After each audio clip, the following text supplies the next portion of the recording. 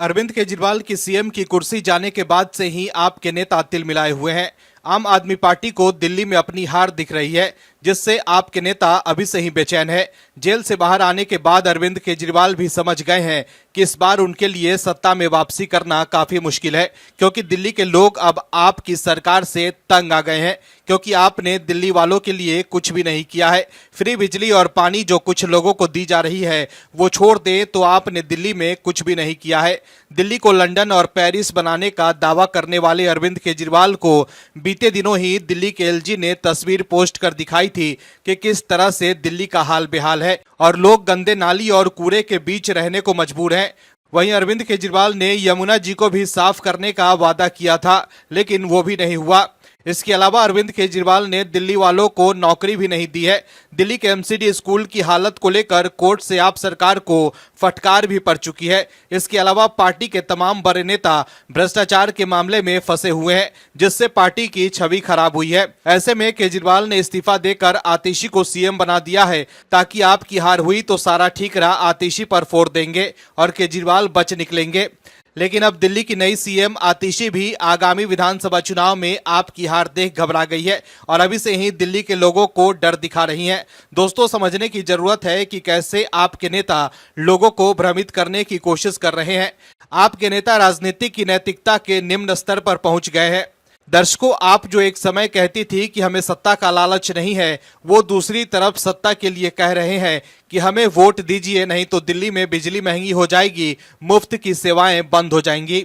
ऐसे में आप समझ सकते हैं कि आप में डर का माहौल चरम पर है कि इस बार वो हार न जाए। क्या है खबर, बताते हैं आपको इस रिपोर्ट में। दरअसल आम आदमी पार्टी के नेता और दिल्ली की नई मुख्यमंत्री आतिशी ने एक प्रेस कॉन्फ्रेंस में कहा है कि बीजेपी के बिजली मॉडल से बचने के लिए अरविंद केजरीवाल को दोबारा दिल्ली का मुख्यमंत्री बनाना जरूरी है। उन्होंने कहा कि बीजेपी की सरकार उत्तर प्रदेश में बिजली के दामों में 250% की इजाफा किया है। आतिशी ने कहा है कि पहले उत्तर प्रदेश में जहां 1 किलोवाट के 1200 रुपए देने होते थे, वहीं अब 3000 रुपए देने पड़ते हैं। आतिशी ने कहा है कि अगर किसी का 5 किलोवाट का बिजली कनेक्शन लगवाना है तो उसके रेट भी 118% तक बढ़ा दिए गए हैं। बीजेपी पर निशाना साधते हुए आतिशी ने कहा कि ये बीजेपी की वही उत्तर प्रदेश सरकार है जिसने गर्मी में 8 घंटे के पावर कट किए। उन्होंने कहा कि बीजेपी का बिजली मॉडल क्या है, लंबे लंबे पावर कट और महंगी बिजली। इसलिए दिल्ली के लिए यह महत्वपूर्ण है कि जनता अरविंद केजरीवाल को दोबारा मुख्यमंत्री बनाए। इस बार दिल्ली में 19 जून को पीक डिमांड में भी पावर कट नहीं हुआ। दिल्ली में 37 लाख ऐसे परिवार हैं जिनका बिल शून्य आता है, यानी कि उन्हें बिजली के उपयोग के लिए 1 पैसा भी नहीं देना होता है। आतिशी ने कहा है कि बाकी जगहों की तुलना में दिल्ली में सबसे कम बिजली का बिल आता है। उन्होंने कहा कि मध्य प्रदेश और महाराष्ट्र जैसी जगहों पर बिजली का बिल दिल्ली के मुकाबले 4 गुना ज्यादा आता है।